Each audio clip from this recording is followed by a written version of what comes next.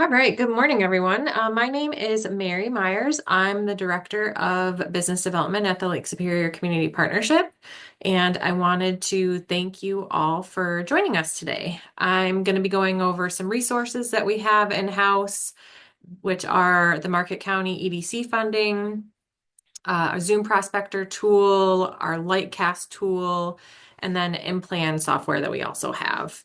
I know data isn't always the most exciting thing, but these items they can help you better position your business for economic success in the future. So, um, throughout the webinar, if you do have questions, feel free to ask those in the question box and I will get to them at the end.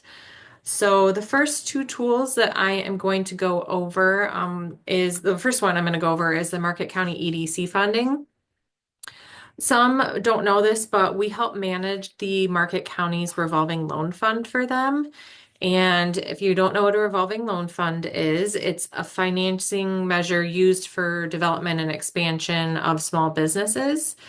It self-replenishes as loans are paid back. So, for example, if you had a $100,000 loan, as you make payments on your loan, those payments replenish the fund, allowing money to be lent out into the community again. The funds are managed by a board of directors that are appointed by the Market County Commissioners. And it works just like a normal loan. Businesses apply for loan funds just like they would through a bank. We have an application process, and then we collect very similar documents that a bank institution would. We have two funding options. There's the traditional gap financing loan option, and then our COVID fund. So the difference between the two, the gap financing option requires you to work with a bank. So if you go to a bank and you request $100,000 and then the bank comes back and says, we can only do 70,000, that creates that $30,000 gap. And then you can apply for the EDC through the EDC's traditional loan fund program for that remaining amount. The second fund, which is the COVID loan program, this was created during the pandemic. That's the only reason it's called the COVID program, the COVID fund. But it's a little bit more flexible. So you don't have to have the bank involved. You could just come to us for a loan if you needed something for working capital or to help maybe with the purchase of a building, that kind of stuff. We are a little bit more flexible than the banks can be. We take on a little bit more risky loans than banks can. We don't have to have the one-to-one ratio of having the collateral cover the exact amount that you're lending. Our bank does, or our board does like to see that, but we typically help a lot of smart startups with their business. So if this is something that you're interested in, feel free to reach out and I'm happy to provide more information on it. The first tool that we have is Zoom Prospector, which this is the largest national site selection website. The site speeds up and simplifies the process of site selection analysis for companies so that you can quickly find the best location for your business, whether it's a startup, expansion, relocation. We have a lot of people come in that need help looking for a location for their business, and this is the site that I use to do that. The really nice thing about it is that the site currently has a contract with the state and MLS and CBOR. Those MLS and CBOR are what realtors use to enter in their properties into the system when they're for sale. So those properties are automatically added into our Zoom Prospector site. All other properties have to be manually entered. So if you have a property that's for sale or for lease by owner, we can add that to the site. We just need the information. So it's also a really great tool if you are a landlord to get some free advertisement for the spaces that you have available. And with that, I'm going to actually go to the tool itself and I'll show you what that looks like. This is free to use. If you go onto our website, it's under site selection and sites and buildings. And it'll pop up as a small tool, but if you click, it'll make it larger. I've already done that, so I'm going to open that tab.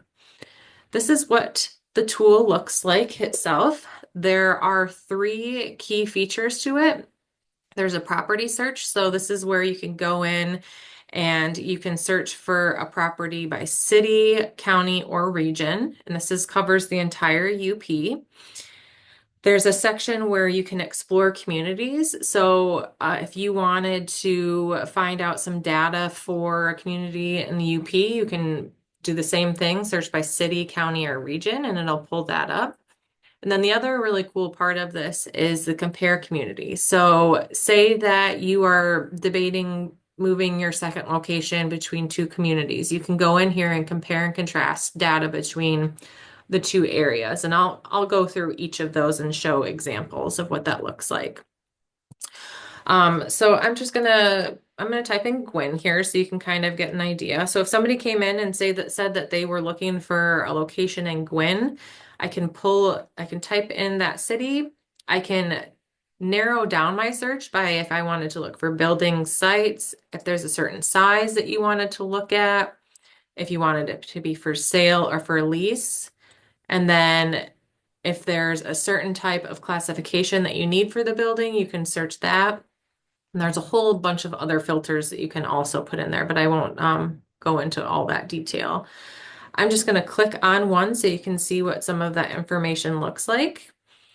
You can do a description of the building. Pictures are always a great thing. I always ask for pictures if I'm putting it in manually, and then it'll give you a little bit of more detail on the building itself. Down below, this one, it looks like it was actually added through that MLS listing, so it was automatically uploaded into the system, and it'll give you the contact information for who you need to reach out to. The really cool thing about this is you can save this. So say that you're interested in this one, but you want to see what else there is. You can create folders and look at them later. You can share it through multiple things. You can share it through these social media outlets. You can send links. You can print this as a PDF if you want to.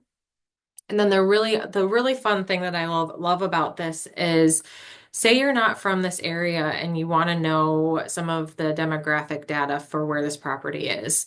Up here, you'll see all of these data tools that you can search through. So if I wanted to look at demographics for where this property is at, it's doing a 10-mile radius from where that property is.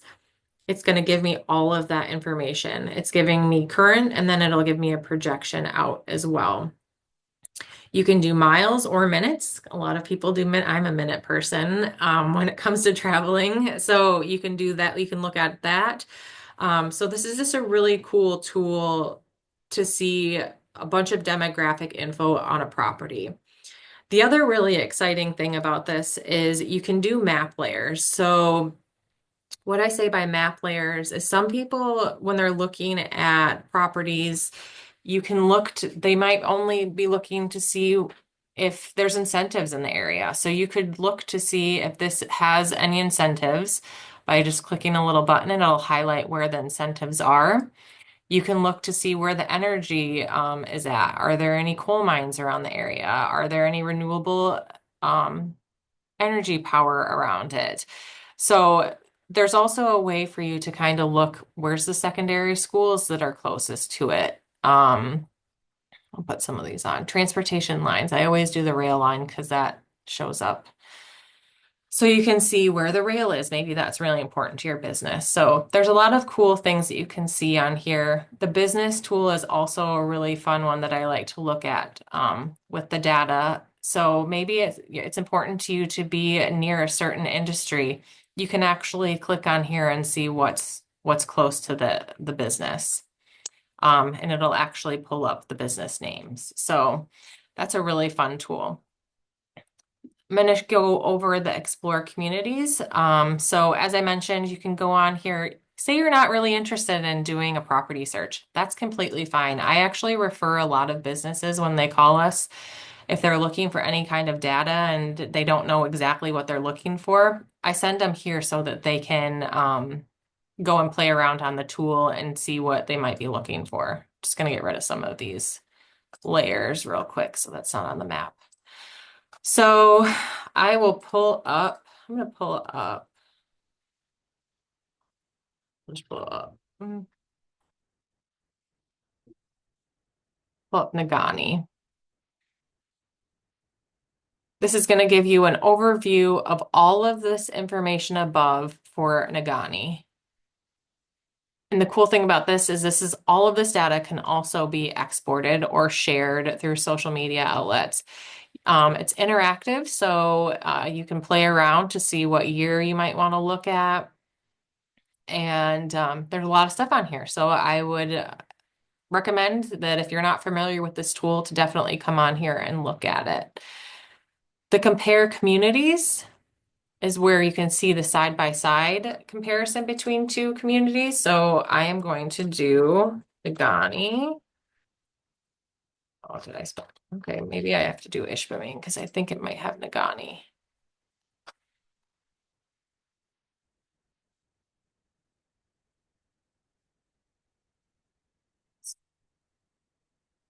Spelling it wrong.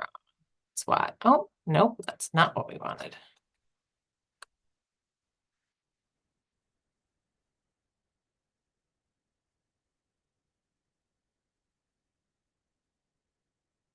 Does not, oh, it's right there. Just totally overlooking it. Sorry about that. So you can do a comparison report, and it's going to give you side-by-side information between the two communities. You can add as many as you want over here if you're looking at multiple locations, but this is also a really cool feature. I don't know of any other data tool that does a side-by-side comparison that you can play around with, that's free to look at, right? This readily available. So just some really cool features on here. And like I said, it's free for anybody to use, and you just go on our website to access this information. All right, the next tool that I am going to go over is called Lightcast. This is an internal tool that can pull a lot of different types of data. We use it most with creating our annual data booklet, which can be found on our website. And we actually just did a webinar on that in September, so that recording of that is on there. But one of the most popular requests that we get are for wage studies. And I will pull an example of that shortly so you know what that report looks like. But you can use this data tool for strategic planning efforts or employee attraction and retention efforts. If you're looking to open up a second location, we can pull industry and workforce availability in another location in the UP. If you're not sure where your industry is expected to go in the next 10 years. We can pull future projections. We can pull past projections. If there's grants that you need data for, we can most likely pull that with this tool as well. Another really cool part of this tool is called Workforce Analytics, and I won't be going over that in great detail in this webinar just because there's a lot to that part of the tool, but it is that pulls from over 100 million profiles. So it's used to help businesses track talent. And what it can do is it can pinpoint alumni who have left the area. You can see specific profiles that match your business criteria. So if you're looking at certain skill sets that your business is looking for, you can do that by looking at resume level data to help with your talent attraction efforts. So they're very detailed reports, and I really recommend doing one-on-one meetings for those just because it takes a lot of playing around with the tool to get what you're looking for. And then the last part that I'm going to pull up on an example is called the regional dashboard. And that's one that I pull quite often, and it's just a snapshot of the community. And so I will pull that up right now. So this is what the tool looks like. You typically won't see this. You'll just request some kind of report from me and I will pull it for you. So I have some sample reports pulled here. The first one was the wage report. This is one of our most requested reports that we pull, like I said, especially with the labor market the way that it is. But you can see here, you can pull it based on zip code, county. they give you some options here. And another thing too to mention is that say that you have multiple locations in the UP and you want to know what the wage count is, or the wage report might say for Marquette County and three other counties. You can add all three counties on one report to get the averages if you'd like, or you can do it separate. You can do the whole UP. So there's options. These can also be, I usually will send these to you in a PDF. They come out in a great report PDF, but this is what it looks like. I'm just pulling a welder for the area. If you come down, it'll tell you what the supply of the job is in the area, the compensation, the average compensation. It'll tell you what the projected growth is for this specific job title, the past growth. It'll tell you the industries that employ this job title, places where people work versus their residence, some demographic info if there's enough information. Breaks it down to hourly and annual, so you can see both of those compared to the area that you're looking, the nation, and the COL adjusted for it. Your demand.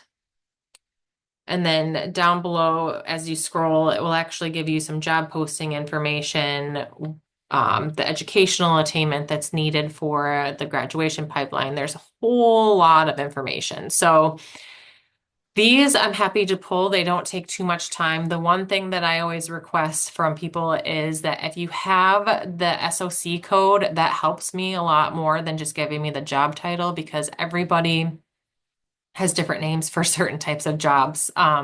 So what we call an administrative person might be different from what a different company calls that. And so the SOC code is actually the government coded title for a job, and that just helps me get more specific on pulling exactly what you need. The other one that I was going to show you is that regional dashboard. This is the second highest requested report, and this is, a lot of people use this for grants. So you can do county, you can do city. I believe you can do city as long as there's enough information. So, and I should justify what I'm saying with that. So when I say enough information, for instance, if you were to pull a job that has less than 10 jobs in that specific title, it most likely is going to come up as not being applicable. I can't say that word. And that's only because they don't want you to know exactly what a company is paying a specific job. So there has to be enough jobs for them to do a median range on what that wage is, just so that you're not pinpointing what certain companies are paying an employee. So getting back to this report, this gives a good economic overview of whatever it is that you're looking for, whatever area you're looking for. It gives you the population, unemployment, gives you key takeaways that you can take from it. If you wanted to, you can do comparisons between different areas, labor, educational attainment, unemployment demographics. You won't be able to play around with this in the report because I'll send it to you in a PDF, but it'll give you all of that information broken down. So a lot of good information here. Highly recommend taking advantage of these reports if you have any kind of grant writing, or if you're trying to do a business plan. We're happy to provide that information for you. So just reach out. All right, on to the next tool. So Implan is our internal tool. This is a tool that can show the impact of an event or even a business. It provides more detailed information than what you'll see in Lightcast. I've used this a lot with doing economic impact studies with clients. So things like the UP 200 Hiawatha Music Festival has done one. We've done one with a couple of businesses who have utilized the data in here to get grants, and they've been very successful with those. So this is more for businesses who want to see what the impact of their business is doing in the community, or if you have an event, for instance, that's doing that.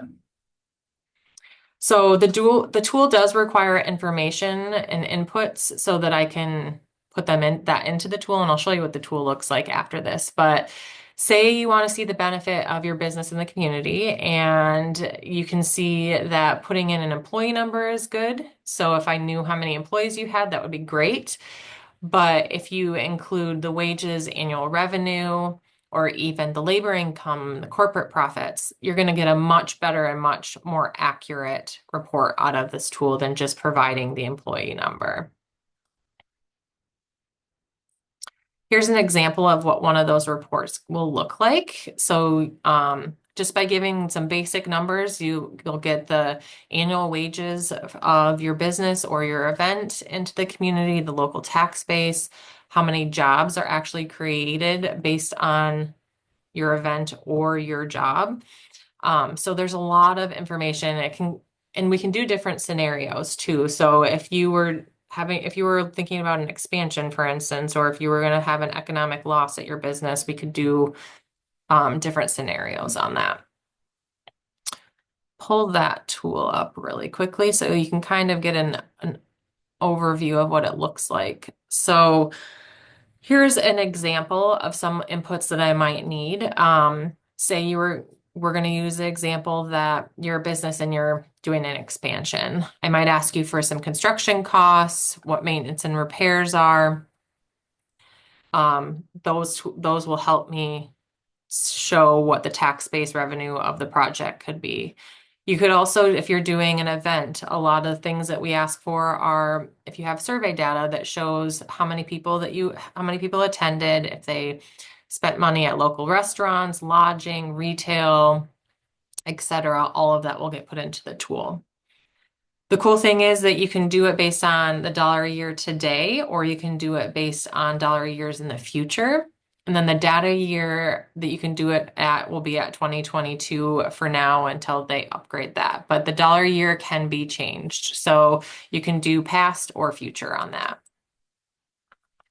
Here's an example of what that data looks like. And this is not what I send to people. I send it in a nice, pretty report and break it down for you and explain it. So can be a little overwhelming to people. But based on that example that I ran the data on, that scenario would creates 191 jobs in the community. The direct jobs are 134, which is how many are actually on the site. But the indirect and induced are what is added in the community. So you could be creating jobs at a restaurant or a medical office that don't really come to mind based off of the 134 jobs that you are employing yourself. The other really beneficial thing is the tax results that come out of this report. A lot of people who are looking for sponsorships or support from the city or state really rely on these numbers because it shows how much additional tax revenue is being generated through the event or the business expansion. So that can be also put in here, or it shows in here. The other really cool thing is that it'll give you a breakdown of what specific industries are being impacted. So you can actually see what the growth is in those specific industries too. Up here are they're more detailed reports. So the output, employment, you can get in more detail on employment if you wanted to see how many jobs are created in specific industries. That's there, tax, etc. So that is a one-on-one meeting as well to go over that, but I'm happy to talk through that with you. And with that is the end of my presentation. So I will pop over to see if there are any questions. It looks like there is one. One of the questions, how did you say space owners could have properties added to this? So with Zoom Prospector, if you have a property that you need added to Zoom Prospector, you can just reach out to me. I have a really quick form for you to complete. It asks for the property address, price, that kind of, if it's for lease or sale. and we can get that added for you. There's no cost. It's free to add it, and we'd love to get that to you. So feel free to send that over. That was the only question that came through. So if you do have any questions in the future, my contact information is here. This webinar was recorded as well, so if you want to go back and reference it, it will be added to our website. But with that, I appreciate you all attending, and I hope you enjoy the rest of your afternoon.